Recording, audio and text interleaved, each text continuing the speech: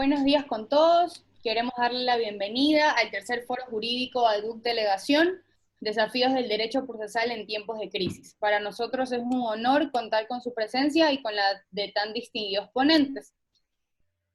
El doctor Javier Aguirre Valdés, magíster en Derecho Procesal, profesor titular de Derecho Procesal de pregrado y maestría en la USCG y de maestría en la COTEC, el día de hoy nos acompañará con su ponencia en el tema las audiencias telemáticas y su aplicación en el derecho ecuatoriano. Por otro lado, contamos con el doctor Johnny de la Pared, abogado graduado en la USCG, máster en Derecho Constitucional, litigante, profesor en la Facultad de Derecho USCG y en el programa de posgrados de la maestría en la Universidad Católica, UES y Ecotec, con el tema Una mirada al mundo de la ejecución a raíz de la reforma del COGEP. Queremos recordarles que las preguntas podrán hacerlo a través del chat y recordamos nuevamente que agradecemos no prender ni sus cámaras ni sus micrófonos. Doctor Aguirre tiene la palabra para empezar este conversatorio. Bien, muy buenos días. No sé si estoy bien en el audio. Sí, perfecto. Bien, primeramente pues agradecer a la Asociación Escuela de Derecho de mi querida Universidad Católica de Guayaquil por la invitación, al igual que la Delegación de Jurisprudencia.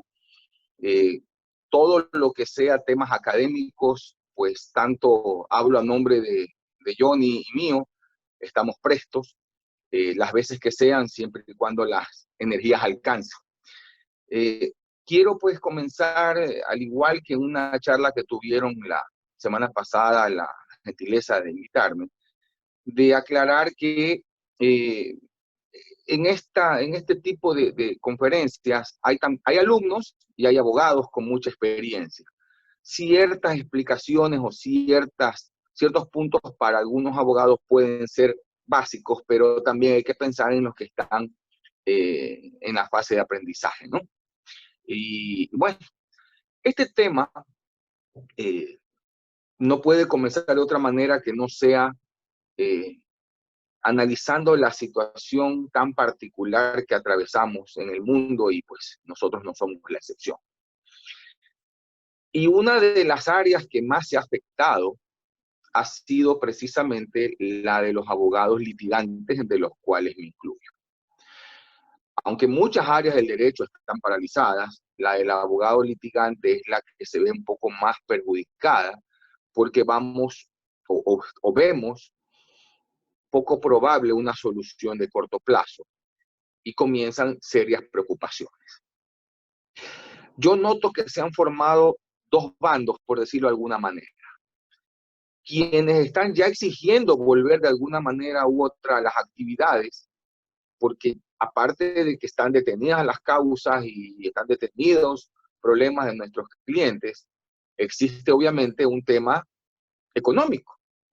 O sea, los que no tenemos un sueldo y tenemos que vivir de lo que facturamos, estamos paralizados en cuanto a ingresos. Y eso genera obviamente estrés, generan preocupación y en algunos casos desesperación. Por otro lado, tenemos otra postura que es que a pesar de que tenemos esta circunstancia, no podemos exponernos a más contagios, tenemos que seguir con mucha prudencia, porque si esto se termina complicando, vamos a tener una suspensión aún mayor y el problema va a ser peor que lo que queremos evitar hoy. Es una dualidad muy compleja. Todos queremos trabajar mañana mismo, todos queremos producir y nadie quiere enfermarse ni enfermar a sus parientes. Quizá muy compleja. Pero hay un hecho que los que están en una postura u otra no lo van a negar o no lo podemos negar. Tenemos tarde o temprano que retomar la vida y tenemos que producir porque vivimos de lo que trabajamos. Y no podemos suponer que vamos a estar 4, 5, 6 meses en esta misma postura. Los cambios ofrecen resistencia. Eso es indudable. En el mundo, en el Ecuador hemos tenido varios ejemplos. Cuando vino la Metrovía, no, que no funciona, que no sirve, etcétera, que vamos a hacer paralizaciones. Mal o bien, ahí está la metodología. Cuando vinieron los nuevos procesos penales, que el fiscal cambió de papel, etcétera, no, que eso no va a funcionar, que eso es una locura, que funciona. Todo es perfectible, funciona.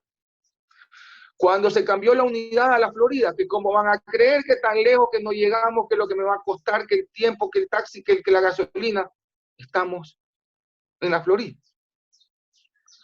Luego que el carnet de foro de abogados, que no, que yo ya tengo el carnet de colegio de abogados, que ni sé cuánto, foro de abogados.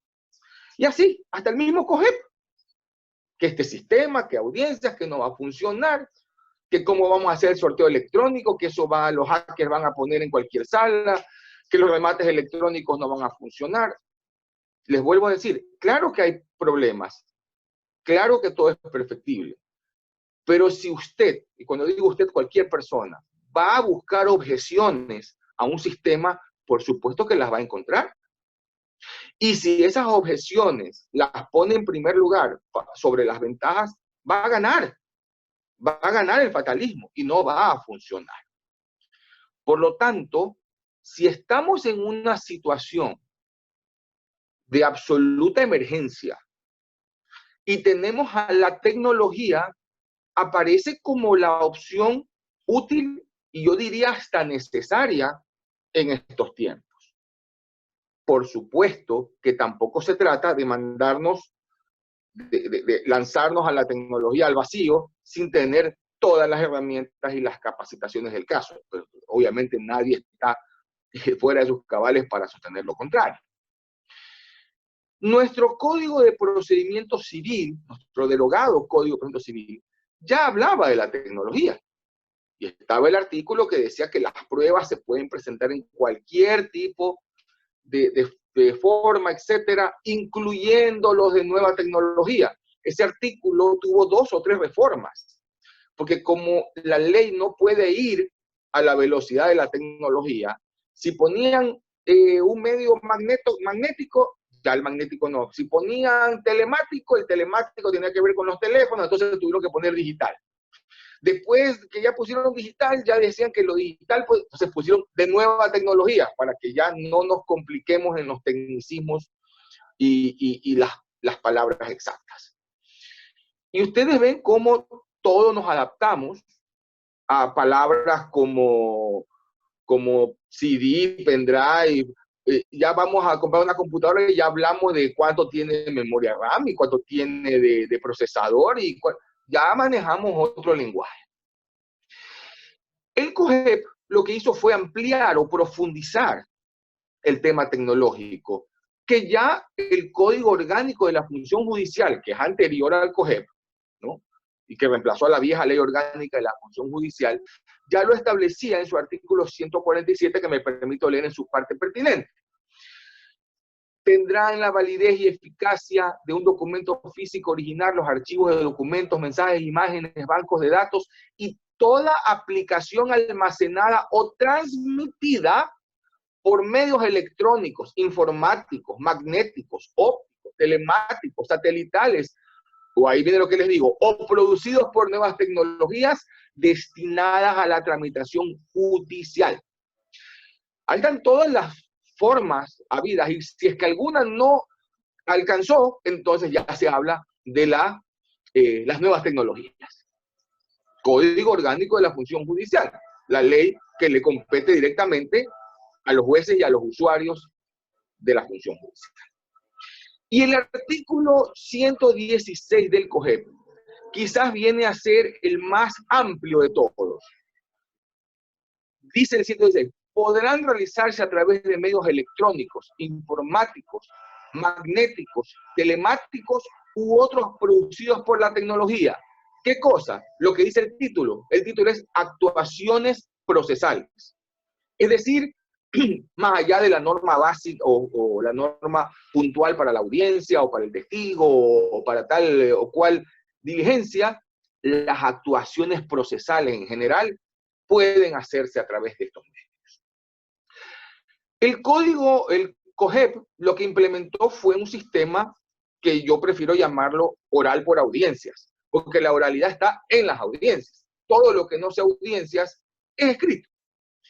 Hay actos que tienen necesariamente que ser escritos hoy y hasta el día del fin del mundo. Aquí y en el lugar más recóndito del mundo, no puede haber un sitio en el mundo donde los actos de proposición, los actos de oposición y la decisión del juez no sean por escrito.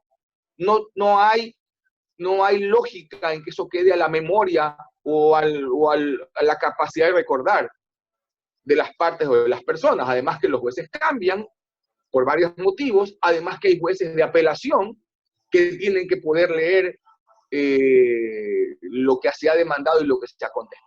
Bien, entonces no hay eso de sistema absolutamente oral en ninguna parte del mundo.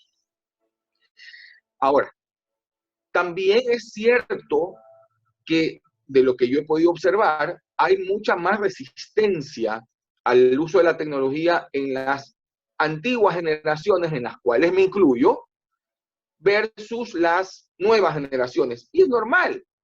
Las nuevas generaciones han crecido con la tecnología, la entienden de otra manera, la tienen absolutamente asimilada a sus actividades diarias. Y los que no nacimos con esa tecnología nos hemos tenido que a la fuerza ir adaptando, inclusive para no quedarnos analfabetos al lado de nuestros hijos, ¿no? Y poder más o menos hablar en el idioma de ellos y estar al tanto, pero nunca es igual. Eso es completamente explicable y lógico. Las objeciones a la tecnología, yo las clasifico de una manera muy empírica entre las prácticas, las objeciones de tipo práctico, las objeciones de tipo procesal, ¿no? Y las que yo las llamo románticas, es decir, las que ya tienen que ver con consideraciones a el viejo o tradicional modo de litigar. Bien, los problemas de tecnología prácticos son reales, son innegables y obviamente no son iguales en todos los países o en todos los entornos sociales. A ver, comencemos primero. Hay que hacer inversión. La tecnología requiere inversión. Y la inversión implica softwares, equipos, todo lo que son sistemas, etcétera. Y adicionalmente dinero para capacitación. Porque ¿de qué sirve tener los mejores sistemas, equipos, si no los sabemos usar? Tanto los funcionarios como los usuarios del sistema judicial. Por ahí hay un problema, que lo venimos arrastrando desde que se inició el sistema del COGEP. Está grabado, está escrito, está dicho en un montón de foros que yo he podido intervenir. Yo no estuve de acuerdo en que se implemente el COGEP en el momento que se implementó, porque sabíamos que no había la inversión en tecnología para poder avanzar de modo adecuado. He sido el más crítico de que las audiencias se graben en una grabadora de audio, ¿no? Con sistema de sonido ambiental, ni siquiera con un micrófono, donde no puede haber ni siquiera claridad en lo que se escucha, donde ni siquiera el juez de apelación puede escuchar con claridad y saber quién está hablando, si es el abogado, si es el perito, si es la parte, si es el juez. Eso no debió pasar. Debimos haber tenido un sistema donde se graba en video la audiencia, con 5 o 6 cámaras para que todos nos podamos ver quién habla, quién no habla. No, eso no está en Canadá ni en Suiza, sí existe en México, en Chile, en Argentina desde muchos años. Pero bueno, ya iremos un poco más a ese tema. También hay casos de la plataforma que se utiliza. No es lo mismo una plataforma gratis que una pagada, y no es lo mismo la que se paga un plan medio que un plan superior. Hay problemas de mala señal, no en todas partes hay buena señal. Hay fallas, a veces no se escucha, a veces la señal se corta o se pixelea, para decirlo en términos un poco de los muchachos. Hay zonas con malos accesos. Eso es indiscutible. Esos son problemas prácticos y reales. También hay un problema que pasa por la economía del usuario, del abogado o del usuario. la calidad del dispositivo que usa, el costo del Internet. No es lo mismo el Internet que vale X o el que vale mucho más. A las finales yo tengo el Internet suspendido o cortado, como se dice comúnmente, porque no lo he podido pagar. A las finales, en el sitio en que estoy, ya el conectarme con video ya toma mucho más señal, y eso hace que se ralentice todo. Sí, por supuesto, eso existe. Tenemos esos problemas en el sistema educativo, donde ya estamos viendo que van a comenzar clases virtuales y hay entornos en los cuales no hay una computadora para cada estudiante, no hay la calidad de señal de Internet, no se sabe utilizar una plataforma. Pero si muchos de los profesores que damos clases de maestría o de pregrado, tenemos que ahí un poco hacer maromas para podernos adaptar a los sistemas, a las nuevas plataformas. Obviamente hay personas que tienen más dificultades que nosotros. Ahora, esto del acceso a la tecnología, no tenemos que olvidar que es un derecho previsto en la Constitución. El artículo 16 dice que todas las personas, en forma individual o colectiva, tienen derecho a, numeral 2, el acceso universal a las tecnologías de información y comunicación. Y el complemento, que es el artículo 17, establece que el Estado fomentará la pluralidad y la diversidad en la comunicación, y al efecto, numeral 2, facilitará la creación y el fortalecimiento de medios de comunicación públicos, privados y comunitarios. Y aquí viene la parte que nos interesa. Así como el acceso universal a las tecnologías de información y comunicación, en especial para las personas y colectividades que carezcan de dicho acceso o lo tengan de forma limitada. Díganme que soy un soñador, lo que usted quiera, pero está en la Constitución y el Estado tiene que resolver ese problema tarde o temprano.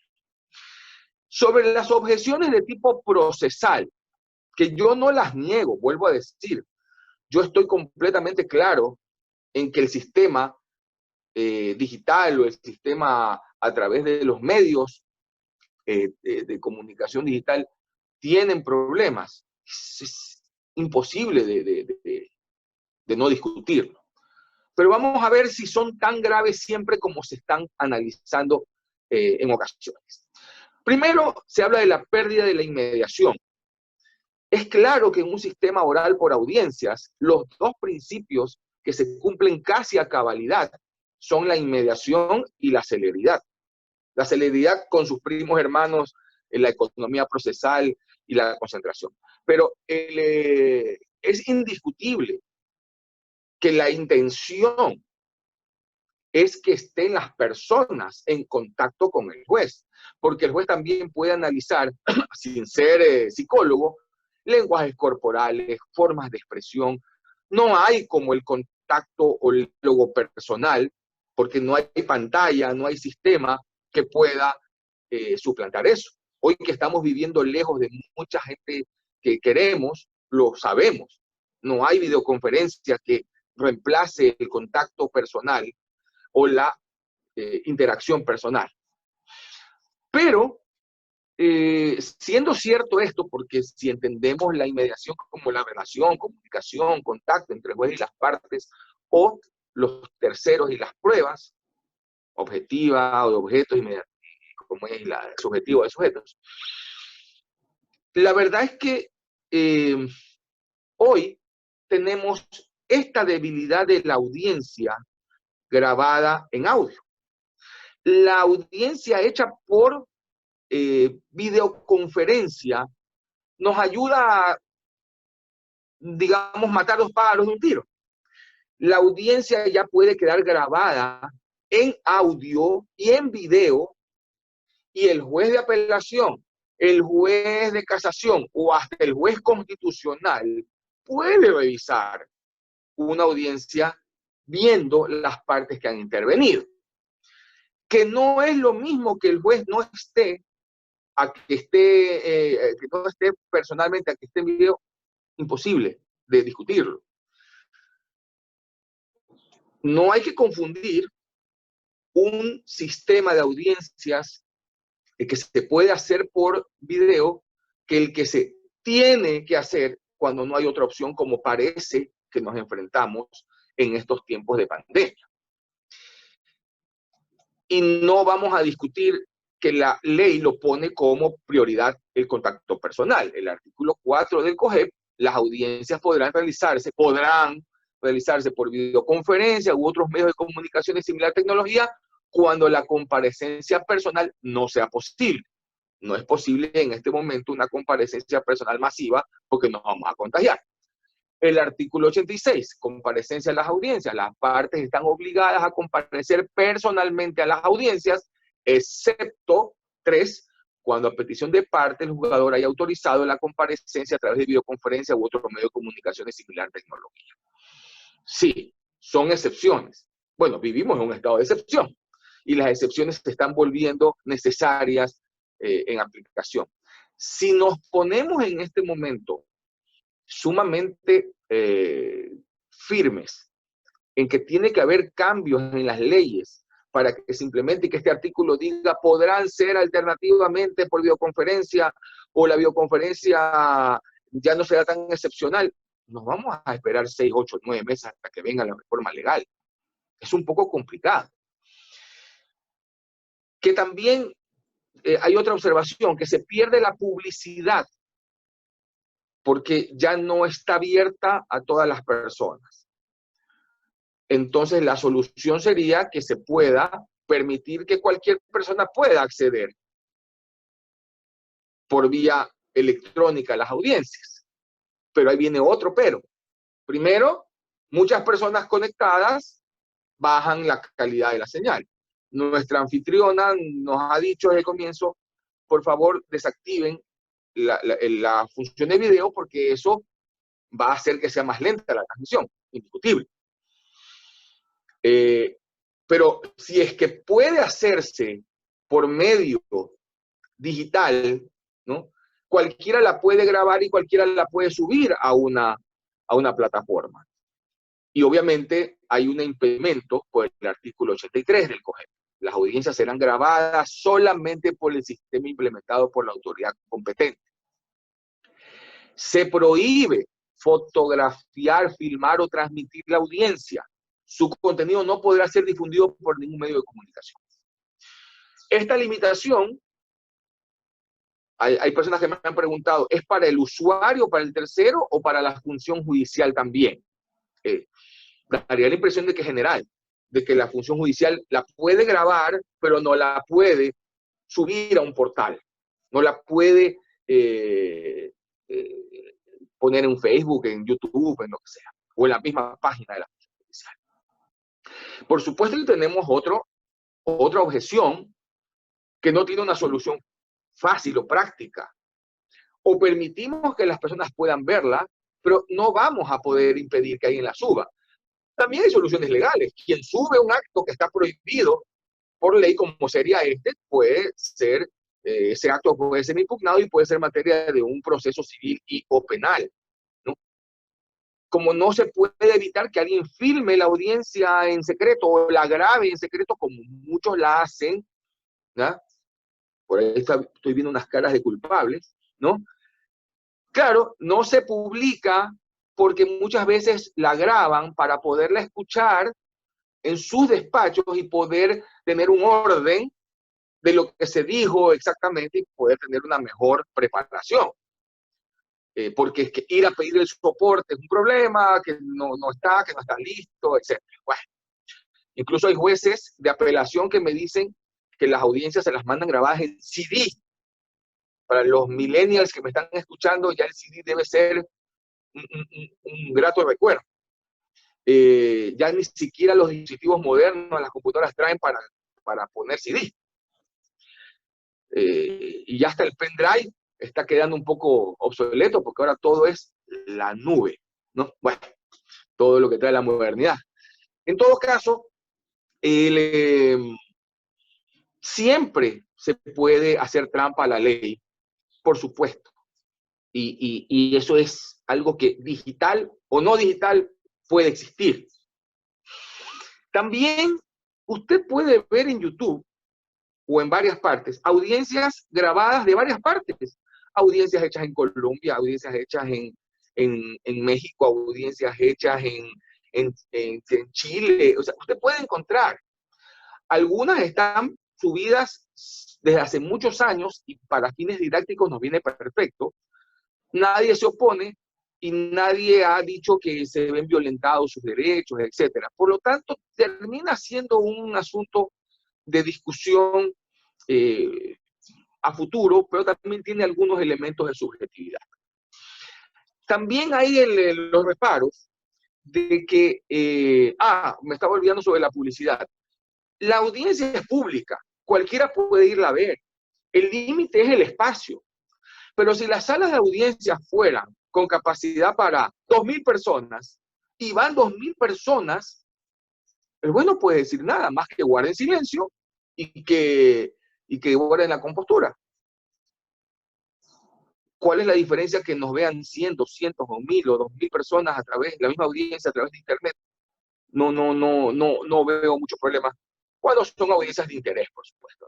No a mucha gente le interesa el juicio de Pedro Páramo contra Javier Aguirre. Bueno, luego, que esas transmisiones pueden afectar los derechos de la imagen, etcétera, puede ser, pero también hay otra palabra que está muy de moda, aunque por la moda no siempre se aplica, que es la transparencia. Un mal juez, un juez que no sabe, un juez que abusa, va a quedar en evidencia y lo van a poder ver.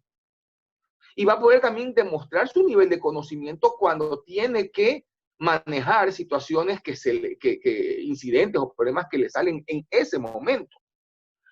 Por eso cuando hay también objeciones de que el juez puede abusar de su cargo porque puede silenciar a una de las partes, le puede quitar el juez también lo puede silenciar en persona. Yo he visto muchos jueces muy agresivos. Gracias a Dios no me ha tocado a mí, le ha tocado a la contraparte. Con razón o sin ella, el juez se ha desesperado y le ha dicho, señor, ya te ha hablado mucho y no ha dicho nada, o le ha dicho, usted ya habló, o no es el momento para que usted hable. En algunos casos lo hace de una manera más grosera que en otras, dependiendo de la persona, pero honestamente eso trasladado a la parte digital, o sea, un juez que quiera abusar va a abusar, pero ese abuso va a quedar en evidencia porque si queda grabado y si hay acceso para verlo, él también va a tener que responder por ese abuso. Porque que él sea el director del proceso, como es lógico en los sistemas por audiencias, no le da ningún derecho a abusar. Si dice la ley, dice el COGEP que tomó estas normas, las copió de la Ley Orgánica de Garantías Jurisdiccionales y Control Constitucional. Ya estaban.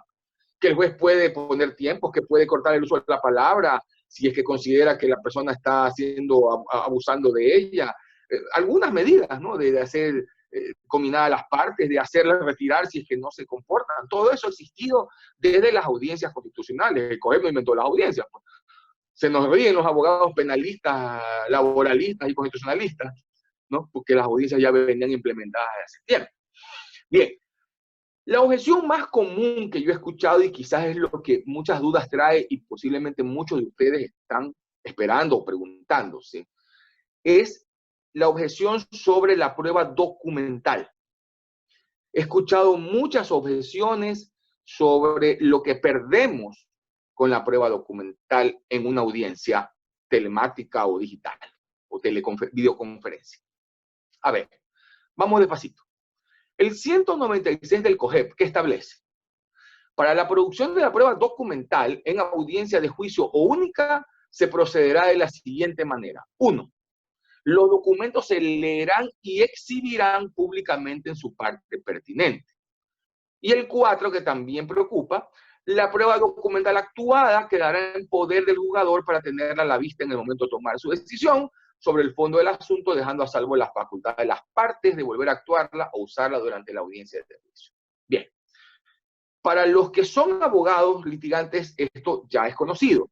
Me dirijo a los alumnos, a los que no tienen la experiencia. ¿Cómo se hace una producción de prueba documental en audiencia? El juez tiene el expediente y usted le pide el expediente al juez.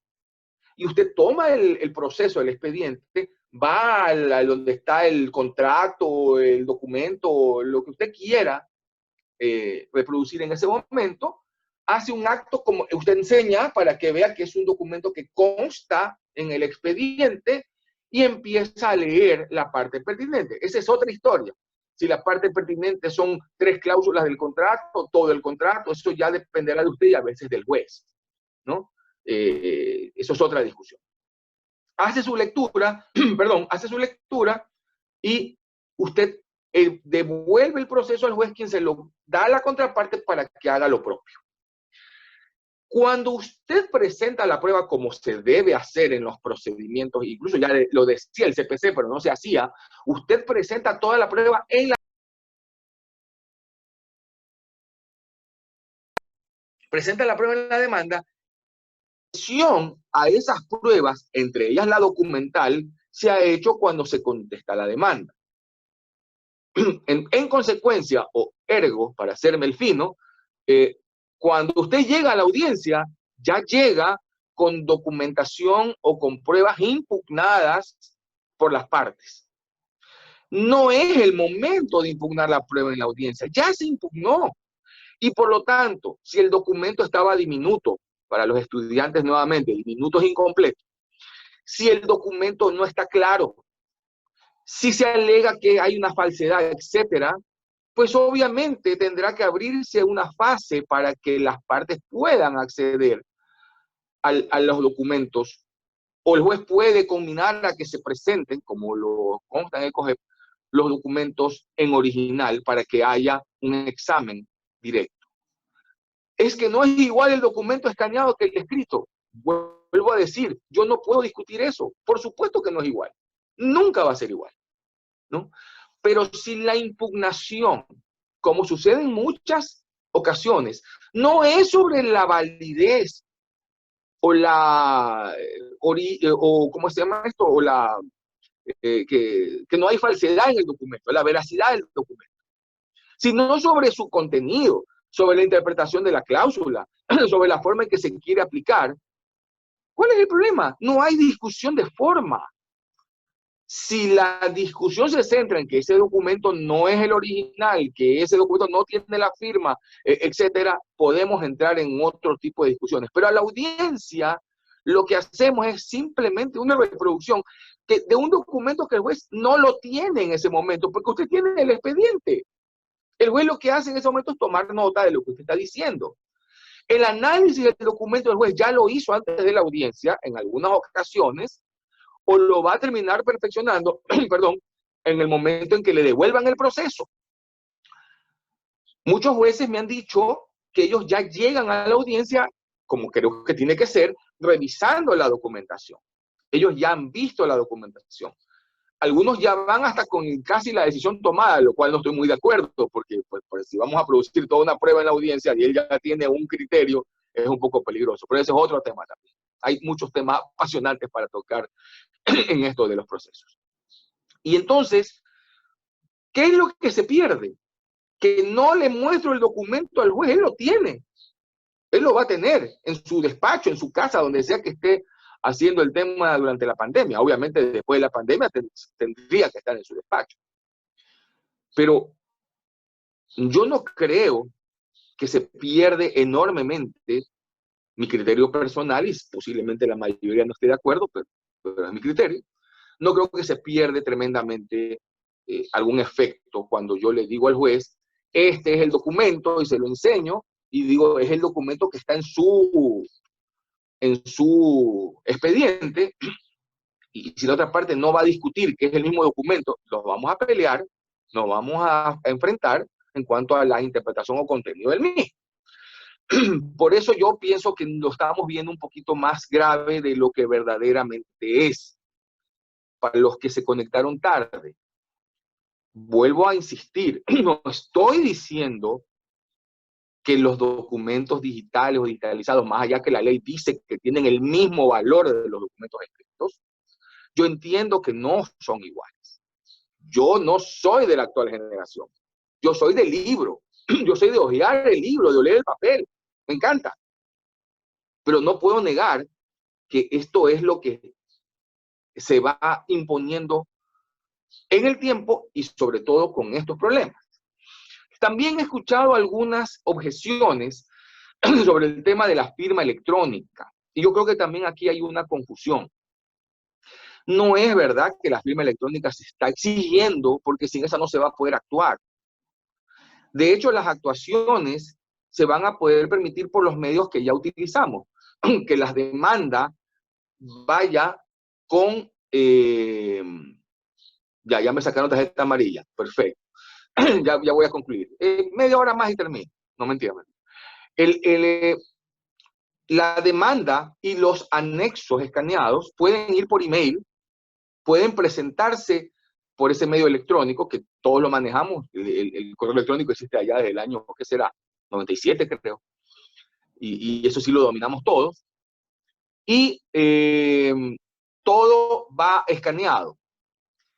Si es que hay objeciones, tendrá que verse por qué hay objeciones, pero todo ya va de esa manera.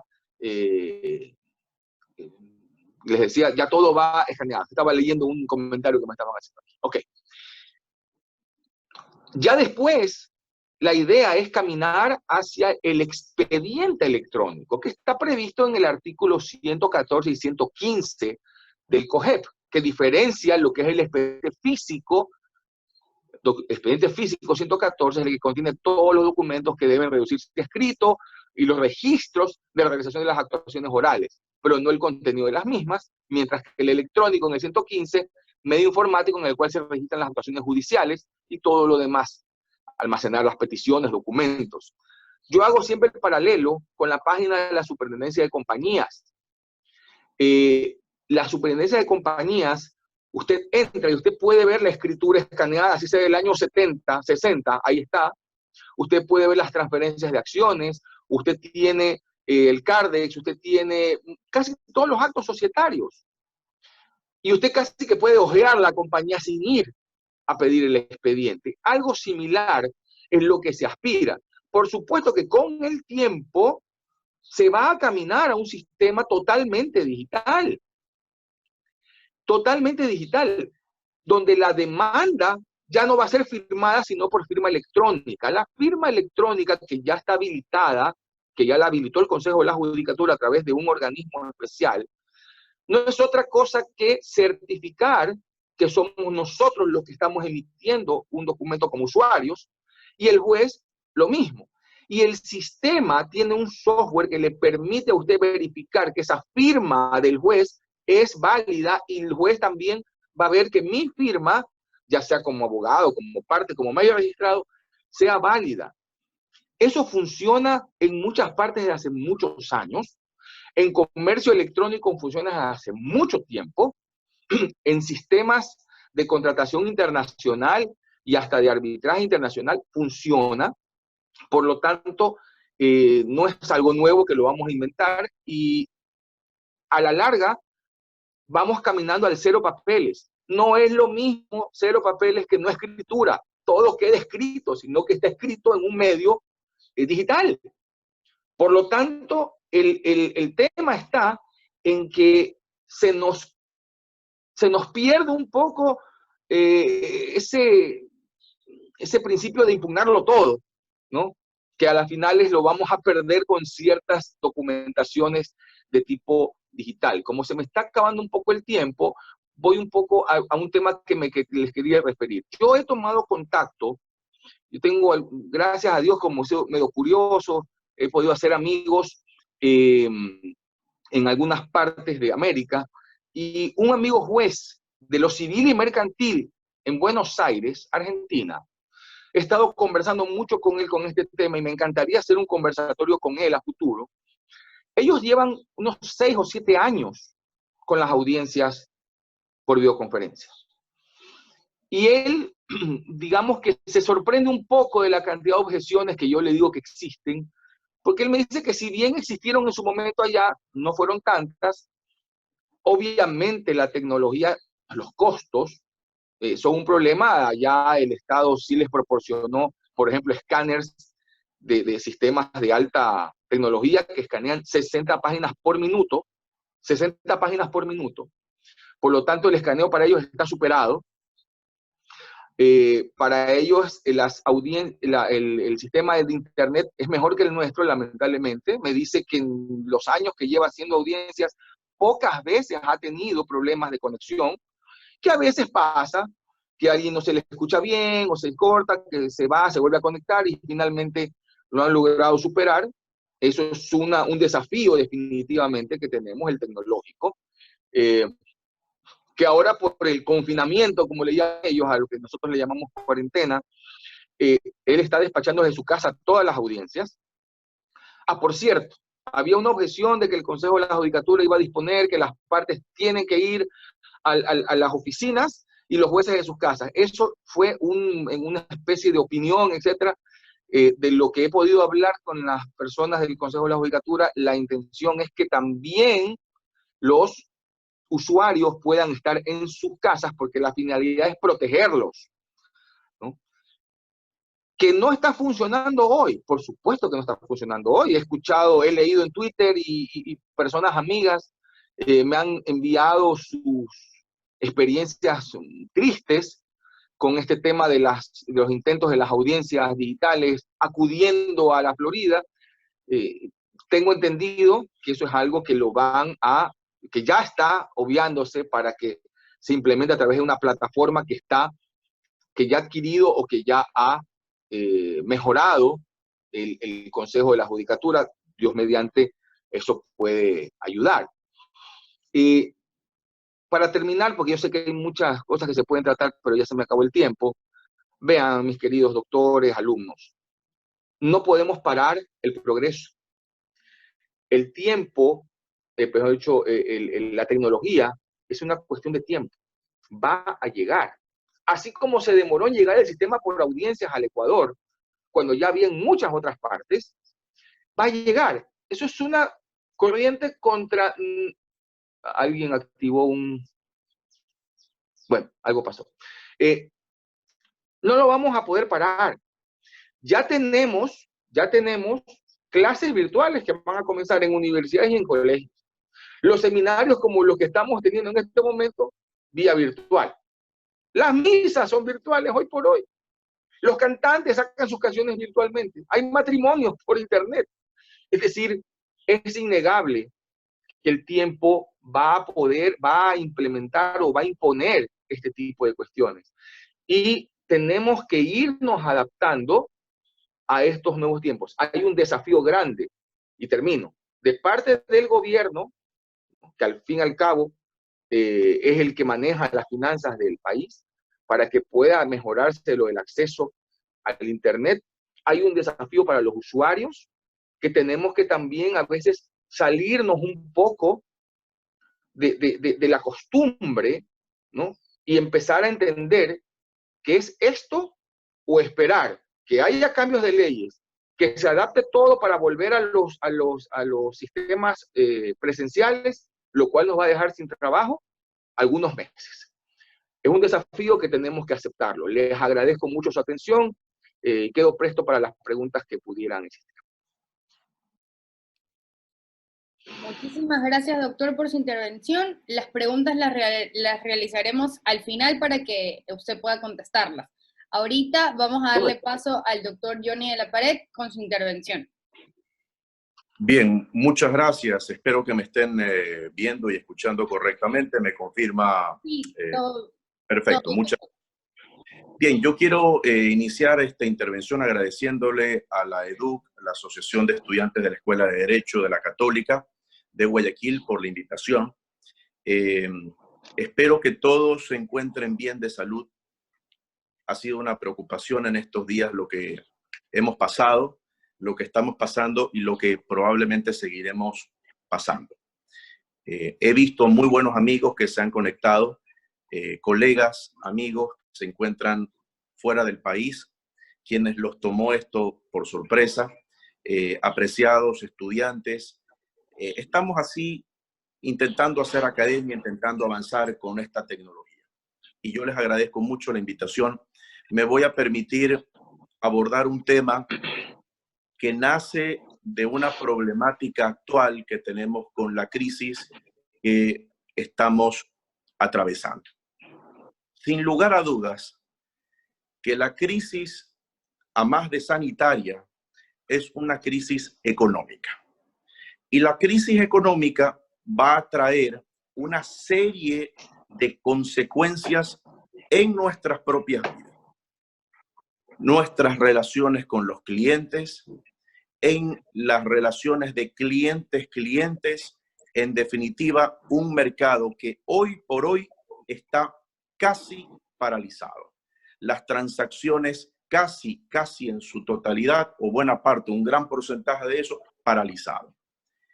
Consecuencias de esto, una serie de incumplimientos que se han dado y se seguirán dando en diferentes escenarios. Obligaciones de índole civil, obligaciones de índole laboral, obligaciones de índole inquilinato, obligaciones comerciales, etcétera, etcétera, etcétera. Una serie de incumplimientos que van a hacer que nosotros, como consejeros de nuestros clientes, como asesores de nuestros clientes, les recomendemos las mejores vías para que el negocio de nuestro cliente prospere y no se caiga.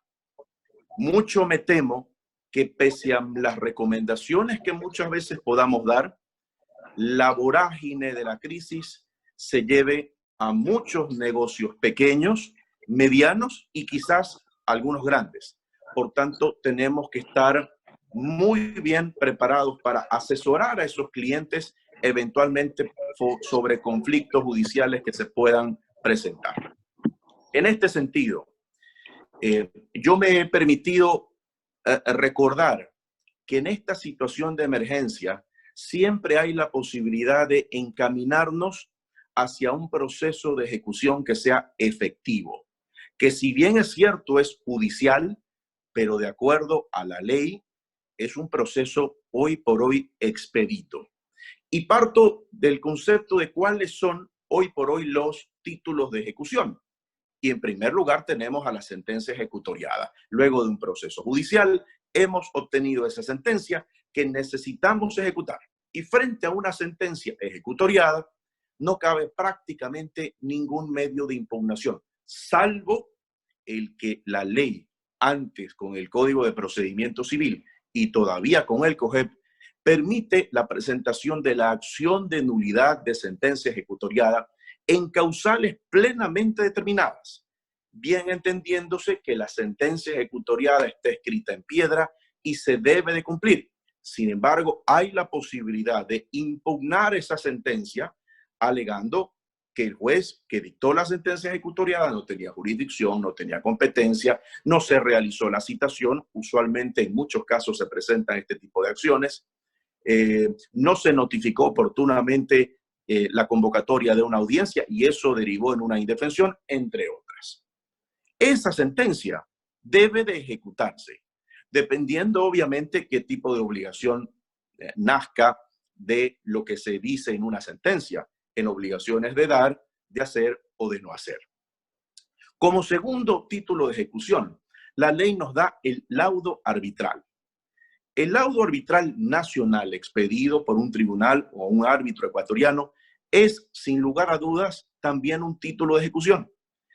Teniendo muy en cuenta que una de las críticas que se ha hecho al sistema arbitral es que el árbitro no puede ejecutar. Hoy por hoy, el que tiene que ejecutar el laudo es el juez de la justicia ordinaria en fase de ejecución.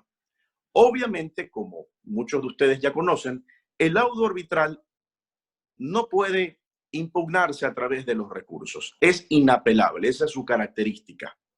Y por tanto, una característica parecida a la sentencia ejecutoriada es que no se lo puede impugnar salvo la acción de nulidad del laudo arbitral, que es presentada directamente ante los árbitros y conocida y resuelta posteriormente por el presidente de la Corte Provincial de Justicia. Sobre este último tema, afortunadamente, en noviembre, diciembre del 2019, la Corte Constitucional ya se pronunció sobre cuándo efectivamente debe presentarse, sobre qué causales, la acción de nulidad del laudo arbitral. Entendiéndose también que esta situación que se había generado en cuestión de polémica desde el punto de vista doctrinal sobre si la falta de motivación era un elemento para presentar también la acción de nulidad del laudo, ha quedado aclarado, determinándose por parte de la Corte Constitucional que, respetando el principio de legalidad, solo puede ser accionada la posibilidad de acudir a impugnar judicialmente el laudo con conocimiento del presidente de la Corte Provincial en los casos dados por ley. Falta de motivación. Si bien es cierto que la Constitución dice que todo acto administrativo judicial que no esté debidamente motivado es nulo, sin embargo, en este punto en específico, la Corte Constitucional ha dicho reiteradamente que si usted quiere impugnar su laudo por falta de motivación, tendrá que presentar de forma directa y oportuna su acción extraordinaria de protección. De lo contrario, si usted tiene causales de impugnación de ese laudo sujeta a la ley, presente la acción de nulidad del laudo arbitral. Otro título de ejecución que es muy importante es el acta de mediación. Hoy por hoy en Ecuador, yo me atrevería a decir que los mediadores han venido haciendo una muy buena gestión y están debidamente capacitados para que las partes que tengan algún conflicto lo puedan resolver. Si lo resuelven en buena hora, queda el acta y esa acta de mediación con las formalidades de ley queda efectivamente disponible en caso de un incumplimiento para ejecutarlo a través de las normas de ejecución. ¿Qué se necesita para llegar a una mediación? Ustedes coincidirán conmigo que las partes cedan. Si las partes se sientan ante un mediador que puede hacer muy bien su trabajo, un mediador que intenta que las partes arriben a un acuerdo, pero si las dos partes no ceden un ápice en su pretensión, no vamos a encontrar ninguna luz al final del camino. Uno de los corolarios de esta breve intervención es que hay que pensar bien, decirle bien al cliente, ¿te conviene o no te conviene ir a presentar un reclamo judicial? Así tengas inclusive un título de ejecución. Porque el hecho de que se tenga un título de ejecución no necesariamente implica que yo voy a recuperar el crédito o la obligación. No necesariamente. Entonces, hay que asesorar bien al cliente.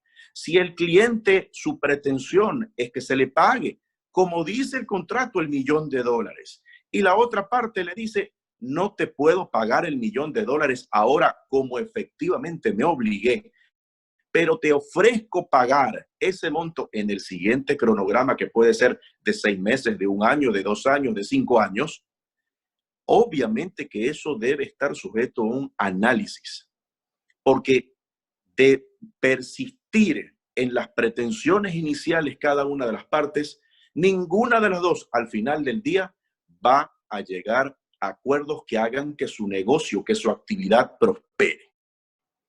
Otro tema que es título de ejecución, contratos de prenda, contratos de compraventa con reserva de dominio.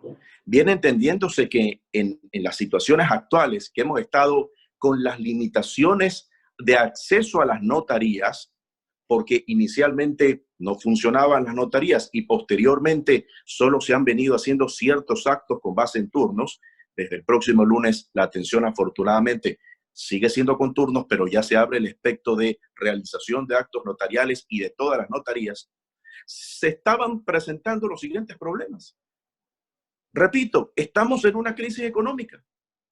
Una persona desesperada porque necesitaba pagar determinados valores por atención médica, se acercaba al banco, calificaba para el crédito, pero obviamente el banco le iba a decir, necesito una garantía real, hagamos una prenda, y lamentablemente, por falta de estos elementos de actividad notarial, no se los podía hacer. Por eso celebro la decisión del Consejo de la Judicatura de que se inicien sin restricción, salvo los turnos, la actividad notarial, que es fundamental, sobre todo para el mundo del acceso de crédito de nuestros clientes. La transacción, otro título de ejecución. teniendo en cuenta que antes de la reforma del COGEP, que se publicó el 30 de junio de 2019, el COGEP decía que la transacción judicial era efectivamente título de ejecución y que la transacción extrajudicial era título ejecutivo. Si ustedes revisan hoy el COGEP, la disposición de la transacción extrajudicial sigue como título ejecutivo. No hubo una derogatoria expresa. Debemos entender la derogatoria tácita. Y esto es muy importante para que los jueces también estén empapados de estas reformas. Hoy por hoy, las dos transacciones, tanto la judicial como la extrajudicial, constituyen título de ejecución. Es buena idea llegar a acuerdos para que se proceda a una celebración de un contrato de transacción. El requisito sine qua non, similar a la mediación, es que las partes cedan. Difícilmente una transacción se va a celebrar teniendo como parámetros las exigencias iniciales de las partes. Y entonces ese es nuestro deber como asesores legales, plantear algunas recomendaciones a nuestros clientes. Adicionalmente, el auto que aprueba una conciliación parcial, si se aprueba una conciliación parcial dentro de un proceso judicial, efectivamente se levanta el acta y sobre lo que no se han puesto de acuerdo las partes, el proceso judicial puede continuar. El auto que contiene la orden de pago en los procedimientos monitorios, procedimiento interesante. Ya se ha establecido que el procedimiento monitorio no es un proceso de conocimiento, tema importante porque si no es proceso de conocimiento, no se puede presentar un recurso de casación. Pero este proceso monitorio tiene una particularidad desde el inicio. Con la primera providencia que contiene la calificación de la demanda, viene la orden de pago para que la satisfaga el deudor. Y si no se opone en nada el deudor, efectivamente esa orden procederá a ejecutoriarse y se iniciará el procedimiento de ejecución. Reitero, no necesariamente el hecho de tener un acto o un título de ejecución me va a permitir a mí, acreedor, poder satisfacer o extinguir esa obligación. Uno de los temas que he querido abordar en esta breve charla es la incorporación de un contrato como título de ejecución. Hace algún tiempo, un buen amigo me preguntó, ¿la hipoteca otorgada por escritura pública, en tiempos en que la hipoteca no era considerada título de ejecución, esa hipoteca como escritura pública la podría presentar como título ejecutivo, bien entendiéndose que título ejecutivo también son las escrituras públicas cuando contienen alguna obligación? Y entonces yo le dije, desde ese punto de vista, sí, me intriga conocer el pronunciamiento de un juez frente a las otras características que deben encontrarse cuando estamos ante un título ejecutivo. Características de plazo, si no hay condiciones, en fin. Y efectivamente se presentó esa demanda en la ciudad de Quito y el juez de lo civil de Quito no le dio paso a la demanda diciendo que no reunía las características de título ejecutivo y adicionalmente insistiendo en que la hipoteca es un contrato accesorio a uno principal.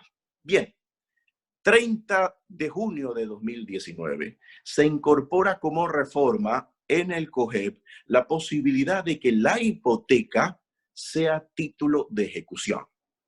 Esta norma fue aprobada por la Asamblea Nacional, posteriormente aprobada por la función ejecutiva e inclusive revisada en cuestiones constitucionales por la Corte Constitucional.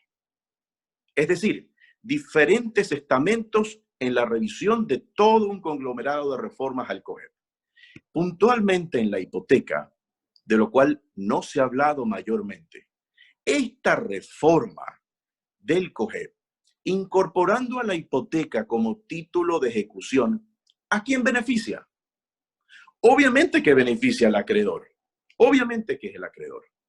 Eso quiere decir que los deudores hipotecarios deben estar muy pendientes.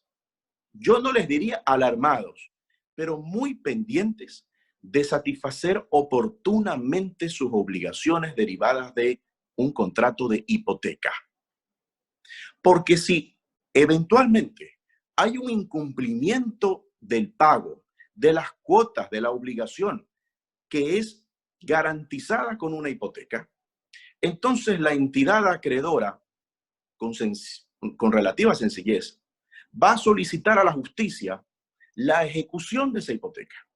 Y si encima se ha previsto una cláusula de aceleración de pagos, entonces aquí estamos en un verdadero problema económico en esta crisis. Porque quizás la persona deudora que compró su casa, que compró su local, que compró su oficina, puso la hipoteca y tenía pensado que con base en sus actividades pudiera pagar $1,000 o $2,000 o $5,000 mensuales. Pero hoy por hoy, por lo que estamos atravesando, lamentablemente se atrasa, no uno, sino varios meses, incumple las obligaciones de las cuotas mensuales, pero dependiendo qué diga la cláusula de aceleración de pago, con cuántas cuotas la entidad acreedora podría declarar de plazo vencido, no solo las cuotas vencidas, sino toda la obligación.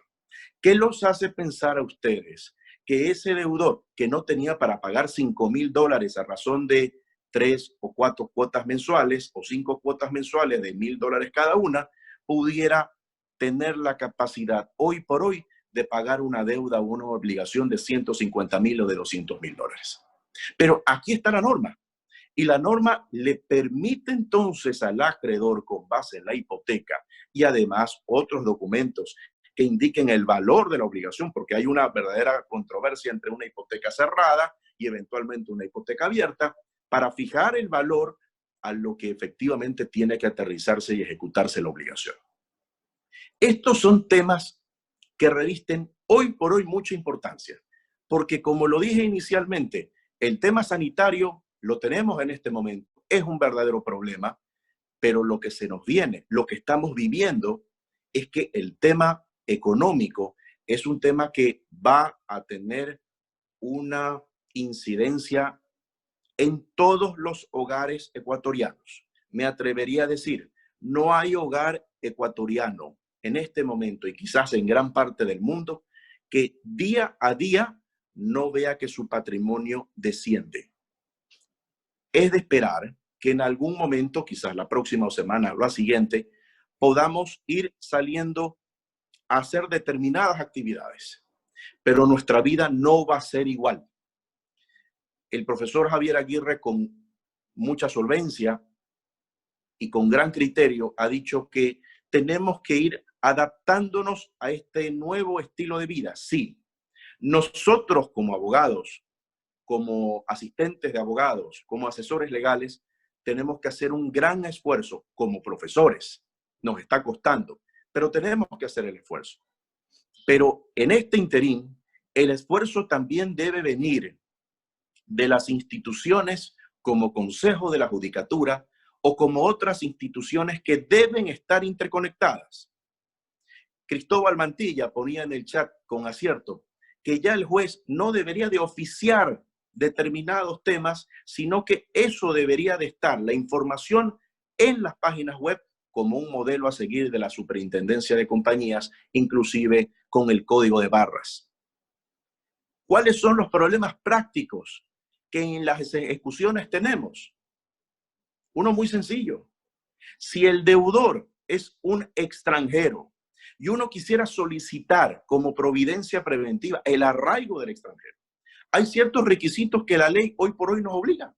Por ejemplo, demostrar la existencia de la obligación. Lo podríamos hacer relativamente fácil.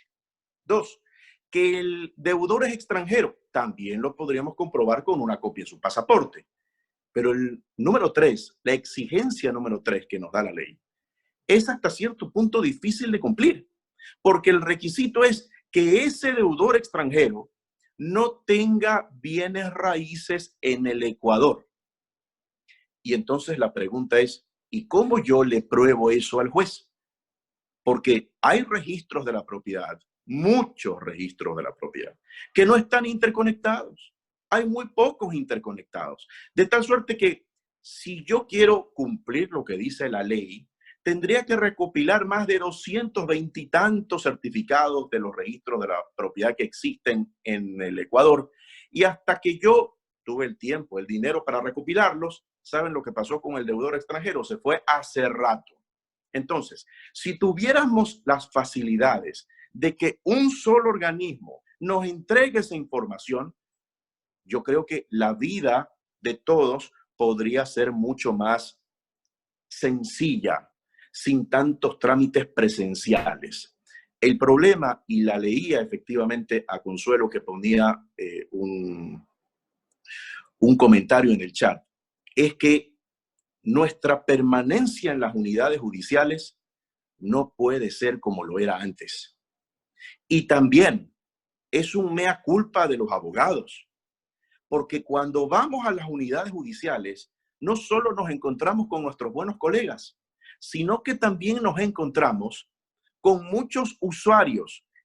Y yo he escuchado a muchos clientes o usuarios, actores o demandados, decir que ellos van a hacer las gestiones porque el abogado de ellos los envía a hacer las gestiones. Entonces, esto no se puede continuar. La facilidad que nos dé en algún momento el Consejo de la Judicatura es una facilidad que de hecho en algún momento, hace algunos años, ya la tuvimos. Yo lo pude palpar, porque en el contrato que suscribió el Consejo de la Judicatura con una de las compañías que ganó el concurso, se tenía previsto que todas las audiencias iban a ser grabadas en video y en audio. Y algunos de nosotros quizás recordemos que en algunas salas de audiencia habían cámaras y habían micrófonos e inclusive en las computadoras estaban con los sistemas. Eso estaba previsto. Y debo decir que al menos yo pude comprobar que la única unidad judicial en donde funcionó el sistema a plenitud fue la unidad judicial de Santa Elena. No sé si lo hicieron como piloto, pero en alguna ocasión me notificaron electrónicamente con una providencia en un juzgado de Santa Elena y yo accedí remotamente al proceso judicial escaneado. E iba virando las páginas desde mi computadora y yo dije, bingo, este es un avance sustancial, porque analizándolo rápidamente, me evité de ir a la unidad de Santa Elena a transcurrir en 4, 5, 6 horas con los consiguientes gastos para el cliente y pude ver cuál era el escrito con el cual me habían corrido traslado. Ahí el sistema funcionó de maravilla. Quizás ese es el sistema con sus particularidades que nosotros vamos a necesitar.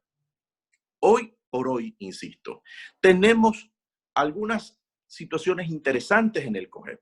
En el proceso de ejecución, el remate.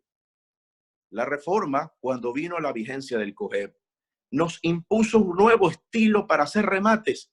Y ese nuevo estilo, del cual nos hemos venido adaptando, obviamente al inicio fue difícil, fue complicado. Pero claro, frente a lo que teníamos antes, a lo que tenemos hoy, solamente analizando el remate, hay una diferencia abismal. Muchos de ustedes se acordarán cómo eran los remates, en donde el secretario tenía que multiplicar sus manos por las posturas que se presentaban. Y además de las posturas, venía el cheque o venía el dinero efectivo. Y entonces el secretario tenía que receptar los escritos, contar el billete y demás, está decirlo, que algunos de esos dineros se desaparecieron posteriormente. Entonces, hemos ido avanzando poco a poco. Sin embargo, hoy tenemos una situación adversa, pero de la cual podemos salir fortalecidos. Nuestra principal gestión como abogados será recomendarle al cliente la mejor opción, bien sea trámite judicial, bien sea trámite administrativo o bien sea un acercamiento para llegar a mejores resultados. Y por eso es que dentro del proyecto que ha sido presentado, el proyecto de solidaridad COVID que ha sido presentado por el presidente de la Asamblea, hay que señalar y ratificar que ese concordato excepcional tiene un problema, como ha sido presentado. Si es que el deudor no logra ponerse de acuerdo con el 100% de sus acreedores, entonces se dará la vuelta al deudor y le presentará la solicitud directamente al juez. La pregunta es, un concordato excepcional conocido por un juez que no solamente tiene que conocer los procesos pasados, sino el cúmulo de procedimientos y de procesos judiciales y de demandas, de requerimientos que van a llegar después de algunos días de no tener actividad judicial, va a desatar un verdadero problema. En lugar de que ese deudor se ponga de acuerdo con sus acreedores para llegar a plazos de pago de sus obligaciones, lamentablemente quizás no sea la mejor vía. En ese sentido, quizás valdría la pena que esos concordatos excepcionales sean conocidos por la autoridad del organismo que ha hecho un buen trabajo en materia de concordato, de concurso preventivo, la Superintendencia de Compañías. Por eso es que yo termino mi intervención con la reflexión de, es una buena idea ir por todos los conflictos que pueden tener nuestros clientes, a derivarlo finalmente a una decisión judicial, a una controversia judicial, teniendo bien en cuenta que si antes los procedimientos y las sustanciaciones estaban dilatadas, quizás después de esta crisis, el sector justicia esté mucho más ocupado que antes. Y de eso lo vamos a percibir, porque debo recordarles que en diferentes áreas, particularmente contencioso administrativo, a mí personalmente, una audiencia preliminar se ha sustanciado en 2 años prácticamente, 2 años y sigo en la audiencia preliminar. O cuando les vayan a señalar fecha de audiencia en cualquiera de sus procesos, no esperen que la audiencia sea convocada en el transcurso del 2020, sino en el 2021. Y a mi pesar, ya algunos colegas me pueden decir, quién sabe si ya no te la pongan en el 2022. Por tanto, nosotros tenemos que dar el mejor consejo a nuestros clientes. A veces, perdiendo, se gana. Pero eso tenemos que analizarlo caso por caso. Quiero de esta forma decirles muchas gracias por la invitación, darles un abrazo. La verdad es que nos hacen falta los abrazos de nuestros familiares, nuestros clientes, nuestros amigos.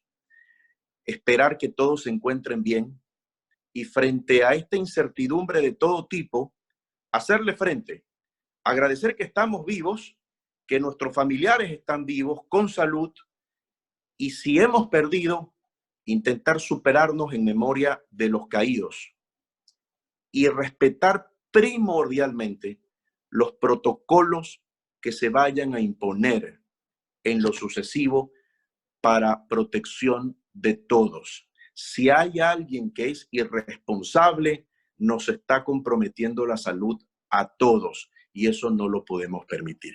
Muchísimas gracias por la invitación.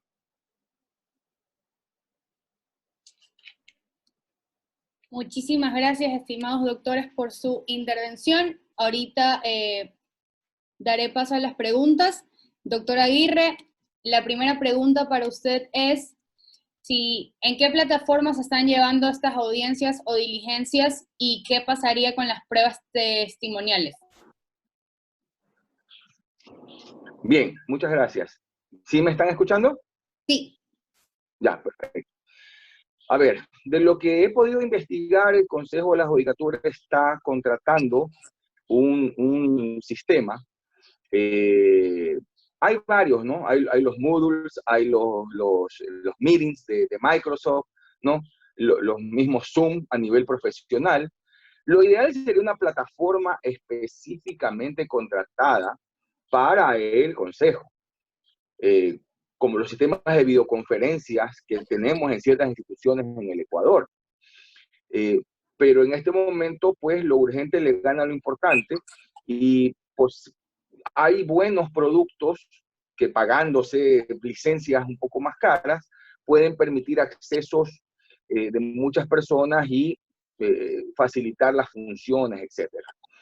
Entonces, de lo que yo pude hablar con personas del Consejo de la Judicatura, no doy su nombre porque no me lo han autorizado y no quiero meterme en eso, están implementándolo, es algo que no está funcionando en este momento de la manera más adecuada, se está haciendo camino en este momento para poder llegar a eso. Creo que alguien preguntó a través del chat, me pareció leer la pregunta, ¿estamos listos? No, no lo estamos, ¿no, verdad? Pero hay un viejo dicho, ¿no? El camino al éxito a veces es comenzar antes de estar listos. Y esto no quiere decir que seamos improvisados. Lo que quiere decir es que hay que prepararse, pero como todo es perfectible, si esperamos que todo esté óptimo, nunca vamos a comenzar. Entonces, hay que hacer cosas urgentemente, hay que hacer las contrataciones, los gastos y la capacitación del caso. No es fácil, no es inmediato, pero que tenemos que ir hacia ello, porque la otra opción, como decía mi abuelita, es que nos come el tigre. Quedarnos así sin trabajo, no avanzar nada, esperar a que ya la curva esté tan baja, esperar que nadie se contamine, nadie se contagie en las sedes judiciales y tener fe en Dios. Suena un poco, no sé, si conformista, quedarnos impávidos simplemente esperando que las cosas puedan volver a ser a como han sido siempre, cuando sabemos que tenemos tiempos dinámicos. Había otra parte de la pregunta que me hice, que tal vez se me pasó, porque me preguntaban sobre el sistema y, la testimonial creo que era. Sí, la diligencia testimonial pierde, la inmediación pierde, porque no es lo mismo, como lo dije, el contacto personal que a través de un medio digital, indiscutible. El testigo quizás puede estar menos nervioso de hablar a una cámara que hablarle directamente al juez. El juez pierde el hecho de poder analizar, como ya les dije, a veces es medio psicólogo, movimientos, lenguajes corporales, etcétera. Sí, forma parte de las deficiencias que tiene algo no presencial. Y como les vuelvo a decir, si es que no se puede tener una solución inmediata y la vamos caminando, la otra solución es simplemente resignarnos a nuestra pena, a nuestro desempleo, a nuestra falta de ingresos y aplicar para Uber. No nos queda más. Ok, y la última pregunta es con respecto a las pruebas que se presentarían y preguntan cómo se verifica la autenticidad y veracidad de la prueba escaneada por la parte. O sea, ¿cómo se verifica aquello en este momento? Algo mencioné en la intervención. La presentación de la prueba es con la demanda. Si va adjunta a la demanda como tiene que ser, ¿no? Que usted la presenta hoy en físico y nadie está diciendo que no se presente en físico, se puede presentar en físico. Lo que hace el juzgado es, por la función judicial, es escanearla, así lo hacen, me contaba mi amigo juez argentino, ¿no? Ellos dicen, lo físico queda archivado y todos trabajamos con el escáner. Obviamente queda un archivo físico, el expediente físico, por llamarlo de alguna manera, queda en esos documentos. Si es que en la oposición, en las excepciones, en la contestación a la demanda, hay cuestionamientos a los documentos en sí, no a su contenido, sino a que el documento no es original, no es el último que se firmó, la firma no es, lo que sea que se diga, obviamente está el documento para que la parte pueda ir. No estamos hablando de entrar mañana al procedimiento electrónico donde no se puede ni ver. Estamos hablando de una cuestión que se va a ir dando sistemáticamente con el tiempo.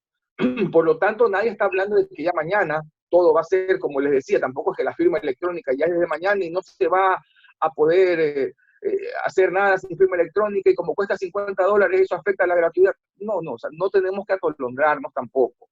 Tenemos que ir viendo que poco a poco hay que irse adaptando a las nuevas épocas, que esta pandemia nos lanzó directo el problema en la cara de que no estábamos preparados, de que no teníamos la tecnología, de que quienes venimos diciendo esto desde hace años nos decían que éramos agoreros del desastre, que éramos complicados, que éramos personas que solo queríamos ver lío, y lamentablemente, en estos casos tener razón no nos alegra, porque si hubiésemos avanzado en la tecnología que teníamos que ir avanzando, porque tiempo ha habido, plata nunca hay, pero hay que conseguirla, ya estuviéramos mucho más preparados. Por lo tanto, pues, eso es lo que les puedo decir, prepararnos, avanzar, tratar de ir en la medida de lo posible, irnos metiendo en el sistema e irlo puliendo. Otra pregunta.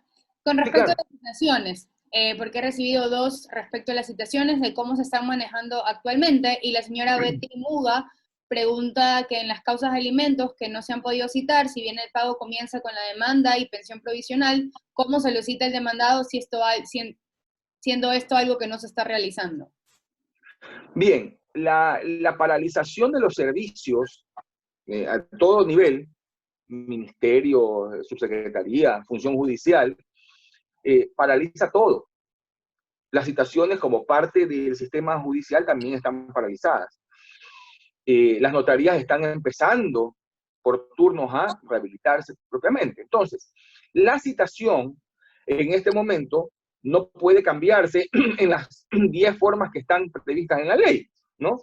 Si no es la personal, por boletas, por los medios de comunicación, diplomático, heredero, conducta concluyente, todas las que ya sabemos. Eso es imposible de cambiarlo y estamos volviendo a ver la imprevisión. Les vuelvo a decir, no quiero sonar pesado, no quiero sonar, no, pero es que no es algo que lo inventé yo, está inventado hace años. Lo vengo diciendo desde hace años en todos los foros. Ya en Estados Unidos, en Europa, ¿qué se hace en los contratos? La dirección que está en el contrato para citaciones, esa es la que vale. Esa es la que vale. Y si es que yo me cambio de dirección, tengo la obligación de notificarlo, si es posible notarialmente, a la contraparte para que sepa la nueva dirección. Yo mando a citar allí y se acabó el problema. Ahí es la citación válida. Si se cambió, si no avisó, qué pena, ¿no? Claro, esto funciona más para temas contractuales, no para temas de familia, que es la pregunta que está haciendo Guti directamente, pero se puede ir avanzando porque si descongestionamos al citador, va a poder tener mucho más tiempo para poder hacer las citaciones en estos casos importantes. Y una última observación.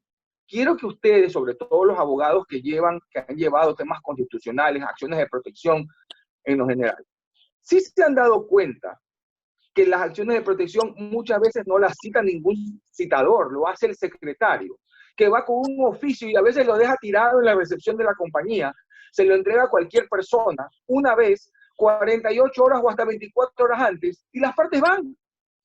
En el 99% de los casos la persona va y se defiende de una acción constitucional.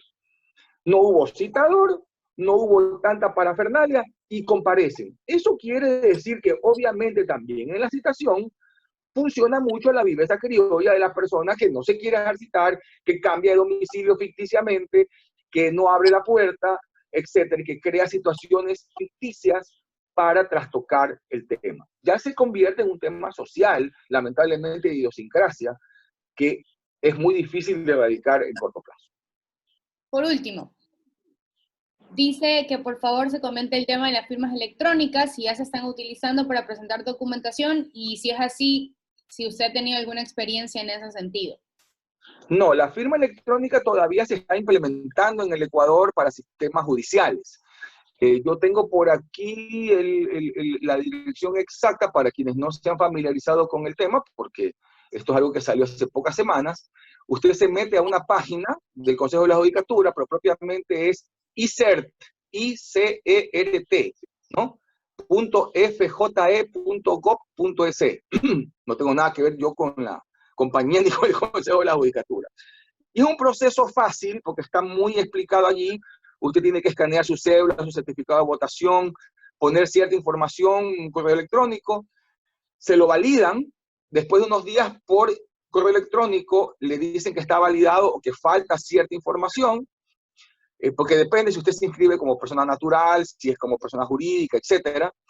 Y una vez que ya le han dicho, le han validado la información, usted hace una transferencia bancaria, creo que son $50, $52, y con eso ya usted tendrá una cita para ir a ver su token que es como un pendrive, que es con el que usted va a insertar para poder certificarse, acceder al sistema y poder certificar que es usted. A ver, me preguntan por mail por chat lo de la dirección. Es www.icert, I de iglesia, C de casa, E de elefante, R de ratón, I de tomate, .fje, F de foco, J de Javier, yo, ¿no? Porque yo no soy Xavier, ¿no? Y E de elefante, .gov de gobierno, .es de Ecuador. Entonces usted puede hacer eso, ahí lo están pasando ahí por el chat, me facilitaron el asunto. Pero eso es un plan a futuro. No es que ya mañana, si no tiene la firma, no puede presentar. Falso. Lo que sí se va a facilitar es que usted pueda escanear y presentar por correo electrónico las demandas escaneadas. Creo que mi amiga Consuelo Espinosa escribió algo de que lo había hecho por esa vía. No puedo leer muy fácilmente. Y miren, la tecnología de verificación de firmas electrónicas la tenemos hace tiempo en el Ecuador. Usted puede hacer préstamos, contratos con los bancos. ¿Y usted qué ha hecho? Usted firmó un contrato con el banco y después le dieron una tarjeta de coordenadas, le dieron un token, le dieron cualquier tipo de dispositivo para que sepan que usted es el que está haciendo la transacción. Usted no firma nada y usted lo hace todo a través electrónico. Y lo tan simple que es ir a un cajero automático. Los contratos que firmamos con los clientes lo hacemos por internet o no. Este es lo que voy a hacer, este es mi honorario, y la otra parte dice, estoy de acuerdo, usted tiene ese soporte, no firmó un contrato. Por lo tanto, no estamos comenzando de cero. Lo que tenemos que hacer es cambiar un poquito los paradigmas, perderle el miedo un poco al tema, que yo también lo tengo, porque les vuelvo a decir, yo no nací con la tecnología de los que hoy tienen 20, 25, 30 años, ¿no? Pero hay que tratarse de adaptar a los tiempos, porque la otra es simplemente echarnos a llorar y yo creo que no es lo que conviene para beneficio nuestro, de nuestros clientes y de nuestras familias, como bien lo notaba Johnny en su intervención. Listo, doctor. Muchísimas gracias. Muchas gracias a usted. Doctor Johnny, las preguntas para usted. Preguntaban sobre la cláusula sic stantibus en los convenios de transacción. ¿Qué sucede con esa cláusula? A ver, hay que partir de que el contrato es ley para las partes, como efectivamente lo dice nuestro ordenamiento y los principios. Pero debemos comprender algo. Estamos pasando un momento extraordinario. Y cuando nos referimos a que es extraordinario, debe ser concebido así por las partes. Si no hay esta palabra que yo he venido sosteniendo, flexibilidad, si no hay la posibilidad de ceder pretensiones, estamos en un callejón sin salida, porque el acreedor se demorará mucho en la recuperación de su crédito o quizás no lo recupere nunca. Por eso es que en ocasiones, yo diría que como un planteamiento general, la recomendación es tratar de ser flexible y también dentro de esta flexibilidad no intentar que se cumpla a rajatabla, sino te demando, bueno, ¿cuánto se podría demandar? ¿Cuánto se podría demorar un proceso judicial? Pero dentro de esta flexibilización también nos encontramos nosotros, los abogados. ¿Por qué? Porque si no lo hemos escuchado antes, lo estamos escuchando hoy o lo vamos a escuchar el día de mañana. Abogado, no le puedo pagar los honorarios. Hágame una rebaja, pero sí, usualmente eso es lo que ha estado sucediendo en nuestro mundo, en nuestro espacio. Es raro el cliente que le dice, abogado, le pago esto, no se preocupe. A ese cliente hay que mimarlo, hay que cuidarlo, hay que estimarlo y llorarlo cuando fallece. Pero esa es nuestra realidad. Entonces, lamentablemente, nos vemos expuestos a flexibilizarlos porque es una norma, yo diría, de supervivencia. Gracias. Listo. La siguiente pregunta es, se mencionó la hipoteca como título de ejecución. Sin embargo, el COGEP la menciona de forma genérica, sin distinguir si se trata de hipoteca cerrada o abierta. ¿Sería errado equiparar a la hipoteca abierta como título de ejecución, ya que por su naturaleza no se determina claramente la obligación? A ver, efectivamente, no se indica si la hipoteca es abierta o cerrada. Eso quiere decir que si el legislador efectivamente no ha hecho la distinción, se aplica para los dos, que es lo que se debe tener presente. Que adicionalmente a la hipoteca como título de ejecución, deben de presentarse por parte del acreedor los documentos justificativos del monto de la obligación, porque si no estuviéramos ante una cuantía indeterminada y no se reúne uno de los requisitos básicos para poder saber cuál es el valor del crédito. Sobre este tema de la hipoteca es muy importante tener claro cuándo la hipoteca es título de ejecución. Y lo digo así porque la hipoteca como título de ejecución nace en virtud de la reforma que se publicó el 30 de junio de 2019. ¿Cuál es mi concepto, mi punto de vista, respetando el criterio de todos ustedes? Si la hipoteca se otorgó antes del 30 de junio de 2019, desde mi concepto, esa hipoteca otorgada antes de la fecha de la publicación de la reforma no es título de ejecución. Pero si la hipoteca se otorgó el 30 de junio de 2019, en lo sucesivo pasó a ser título de ejecución. Sin embargo, me han dicho, este fin de semana me lo sostenían en una maestría, que efectivamente presentaron como título de ejecución una hipoteca celebrada a inicios del 2019, el juez la admitió al trámite de la ejecución y el deudor no se opuso, pero logró una conciliación, una transacción en este tema para ponerse de acuerdo en el pago de lo que debía. Yo creo que si nos toca estar del lado del deudor, habría que analizar muy bien esta situación, porque recuerden que un principio legal es que la ley no tiene efecto retroactivo. Ahí te puedo contestar eso. Listo. Otra pregunta. En el artículo 347, numeral 7 del COGEP, consta como título ejecutivo la transacción extrajudicial. De igual manera, en el artículo 363, numeral 7, consta como título de ejecución la transacción sin mediar proceso entre las partes. ¿Cuándo es título de ejecución y cuándo es título ejecutivo? Es una buena pregunta, porque de estas dudas se desprende el trabajo de la Asamblea Nacional.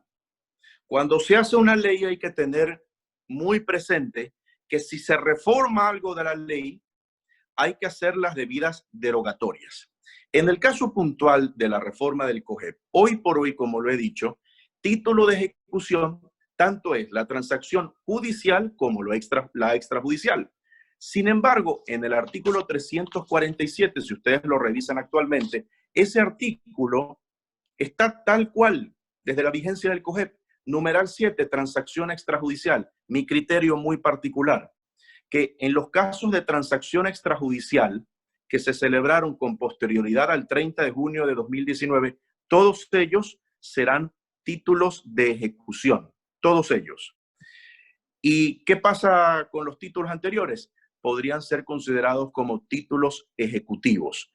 ¿Qué es lo que debió en mi concepto personal haber hecho el legislador? Derogar el numeral 7 del artículo 347, derogarlo expresamente para no causar este tipo de confusiones. Precisamente, observando la reforma, uno encuentra que esa no es la única derogatoria expresa que se debió de haber hecho, sino algunos más que pueden enfrentar efectivamente algún tipo de duda, sobre todo en un juzgador que eventualmente no esté bien preparado para resolver esta duda. Listo, doctor. Ahora una última pregunta. Es más que solicitan su opinión, porque mencionan que varios autores denominan a la hipoteca como un embargo anticipado de naturaleza procesal. que solicitan si podría explicar un poco por qué se le denomina a la hipoteca como un embargo anticipado de naturaleza procesal. Uno de los beneficios que ha tenido el acreedor hipotecario desde hace mucho tiempo, y me parece que inclusive este beneficio estaba en el Código de Enjuiciamiento Civil, es que cuando se presentaba en juicio ejecutivo el acreedor hipotecario, ¿verdad? La ley le da un beneficio que tiene hoy por hoy también. Solicitarle al juez en su demanda ejecutiva directamente el embargo, de tal suerte que con el auto de pago se calificaba la demanda ejecutiva, se disponía que pague el deudor, pero antes se disponía también el embargo sobre el bien que ha sido objeto de la hipoteca. Esto guarda por eso una aproximación muy cercana a que, otorgada la hipoteca, presentada la demanda, inmediatamente se embargaba. Recordando que el embargo obviamente se produce por regla general posterior a una sentencia ejecutoriada. Sin embargo, en este caso, el embargo se dicta desde el inicio para darle mayor poder, mayor fuerza, mayor beneficio a ese acreedor hipotecario. Pero no crean, y esto es importante, no crean que teniendo una hipoteca, ustedes van a ser los que van a cobrar. Cuidado, porque así como hay inteligentes que utilizan la inteligencia para hacer el bien, también hay otros inteligentes que utilizan la inteligencia para hacer el mal.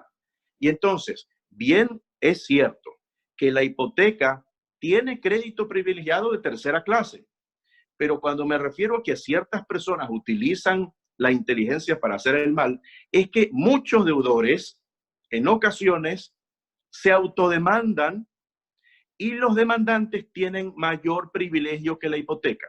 Por tanto, eventualmente, teniendo la hipoteca en estos casos donde evidentemente habría mala fe, no voy a poder cobrar ágilmente. Estas son las limitaciones que se presentan y casos de los cuales hemos tenido y hemos conocido. Una última pregunta que acaba de surgir. ¿La interrupción de las prescripciones también caben para las causas no incoadas o es al criterio subjetivo del juez? Yo creo que los plazos de prescripción es un criterio personal, se encuentran suspendidos hoy por hoy. Me han hecho varias consultas con relación a la prescripción en las acciones administrativas. Creo que están prescritas porque cada institución pública ha dictado su resolución en este sentido. Pero en temas de prescripción extraordinaria de dominio, yo con una postura muy conservadora diría que se encuentran suspendidas. De tal suerte que si antes del 17 de marzo estaba por cumplir los 15 años y me faltaban un mes, yo creo que es mejor no contabilizar este tiempo de suspensión. Cuando se reanuden las actividades, volvemos a contar los 30 días, viéndolo con una postura conservadora. De lo contrario, me expongo a que esto sea un incidente más que podría llevar a la negativa en la parte final de mi demanda. Listo, con su última respuesta damos por terminado este foro. Reitero nuestro agradecimiento a usted, doctor Johnny, y a usted, doctor Javier, por esta gran intervención. E invitamos al resto de las personas a seguir formando parte de nuestros foros, a seguirnos en nuestra red social de Instagram para que estén informados, a Educ-2020, y que tengan muy buena tarde y que espero que todos estén muy bien en sus casas. Muchas gracias a todos. Muchas gracias por la invitación. Muy amables.